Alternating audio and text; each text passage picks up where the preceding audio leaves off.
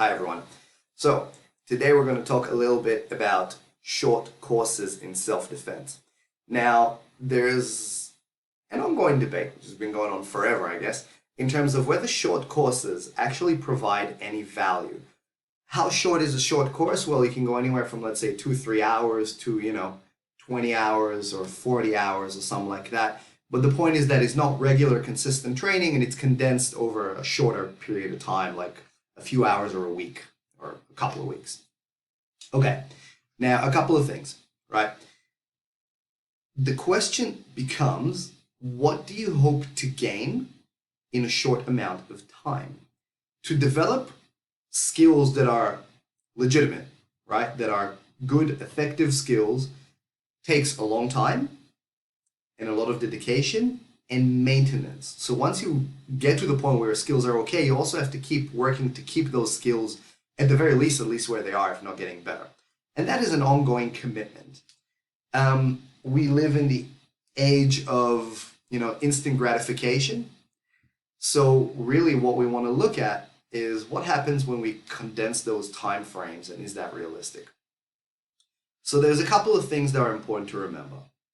Okay, number one is, what are you learning in that short course? For example, if we're talking about self-defense specifically, right, the non-physical skills of self-defense, for example, situational awareness, conflict communication or de-escalation, threat assessment, understanding use of force, things like that can actually be taught in a relatively short time frame. To learn the use of force laws in your specific state, country, area, whatever it is, right? Doesn't take that long. You can do that in a few hours. And then you probably just need to review that every so often to remember that. Same goes for situational awareness. Same goes for, de-escalation, so on and so forth. But the main thing is, it's not like you learn it once and then you forget it. Just like skills in the long term, it also takes some conscious application to be able to make those skills effective and usable in a stressful situation. So doing a workshop on awareness now, not applying any of the principles that you learned in the workshop and then expecting them to work for you 6 months or a year from now is unrealistic, or even much shorter than that, right? It's stuff that you still have to practice. So number one is, what are the skills that you're hoping to practice? And remember that non-physical skills, for the most part, are easier to develop than physical skills and take less time. Number two is, regardless of what you're learning, if you want it to become an applied skill, you have to apply it. That means you have to continuously practice regardless of what it is that you're learning.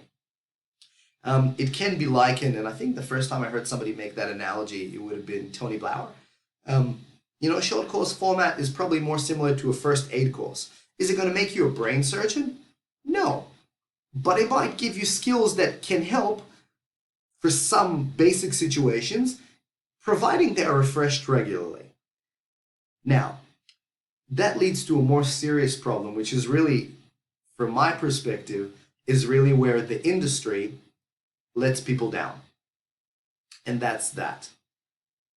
Short course formats, whether that's to become an instructor, like a lot of the Krav Maga schools are doing, where you do like 1 week of 40 hours and you become an instructor or a coach, or whether that's just like a 3-hour, self-defense or whatever it is, quite often are marketed in a way that I think is dishonest.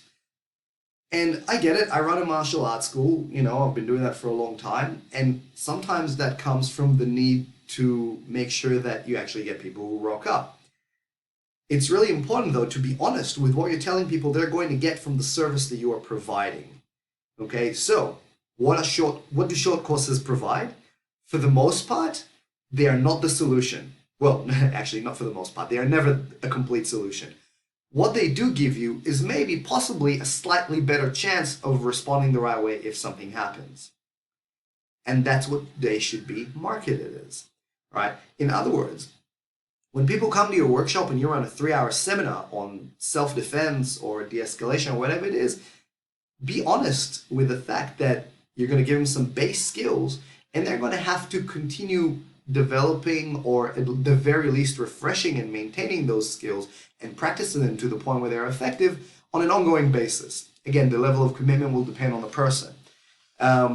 So going back to the start and reviewing that again, right? Short course formats can be beneficial when we talk about specifically non-physical skills.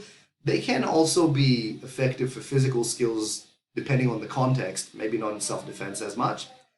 Then we're looking at the fact that regardless of whether they are a physical or non-physical skill set, but even with a non-physical skill set, they still have to be practiced in order to be effective. They need to be refreshed. And finally, the real issue is how are they marketed to people who may not know better, all right? So keep all these things in mind. That's where the truth is on short courses.